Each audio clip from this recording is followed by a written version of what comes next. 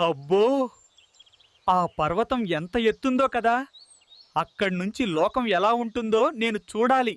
అమ్మో, ఒక చిన్న నీటి చుక్క నాకు సముద్రంలా కనిపిస్తోంది.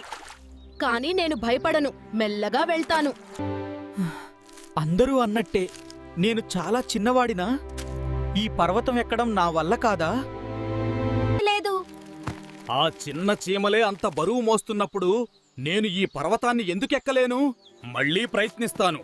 వావ్, ఎంత అందంగా ఉందో! ప్రయత్నం ఆపకపోతే ఏదైనా సాధ్యమే. ఓమ్మో! గాలి నన్ను ఎక్కడికో తీసుకెళ్తోంది. గట్టిగా పట్టుకోవాలి చింటూ, భయపడకు. చిన్నవాడా, అంత దూరం ఒంటరిగా వెళ్తున్నావా? అదిగో అటు వెళ్ళు, అదే నీ పర్వతానికి దారి. చాలా కృతజ్ఞతలు మిత్రమా, నీ సాయం మర్చిపోను. రాత్రి చాలా చీకటిగా ఉంది, వింత శబ్దాలు వస్తున్నాయి.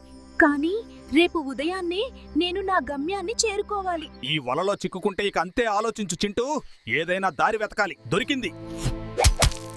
ఈ చిన్న ముల్లుతో దీన్ని కోసేయొచ్చు. చింటూ, ఇంకొక అడుగు. ఒక్క అడుగు వేస్తే చాలు.